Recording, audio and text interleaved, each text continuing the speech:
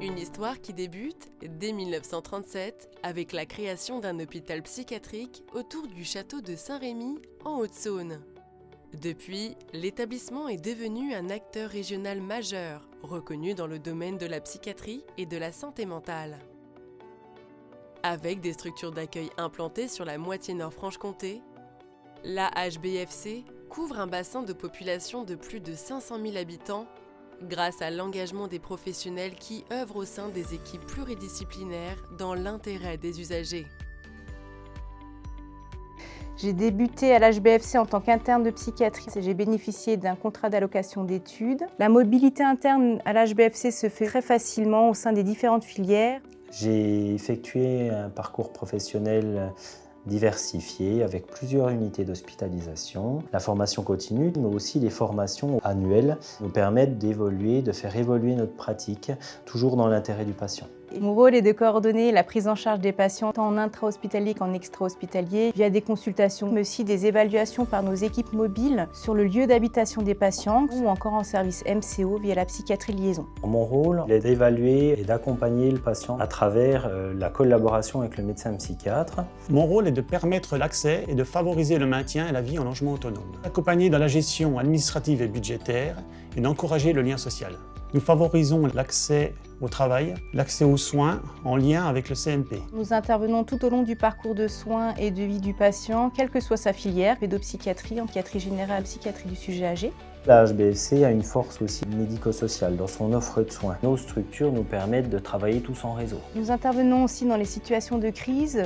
Les patients ont la possibilité de se rendre aux urgences et d'être accueillis par notre service de psychiatrie. Alors j'interviens souvent en aval du parcours de soins et en prévention. En fonction des besoins des usagers, nous développons ces projets pour adapter au plus juste notre accompagnement. L'HBFC possède un réel atout via un maillage territorial sanitaire, médico-social et social avec de multiples prises en charge en ambulatoire, hôpital de jour, équipe mobile, GEM, social club, mais aussi des orientations très spécifiques en EHPAD, en USLD, en masse, en femmes, permettant un parcours très fluide.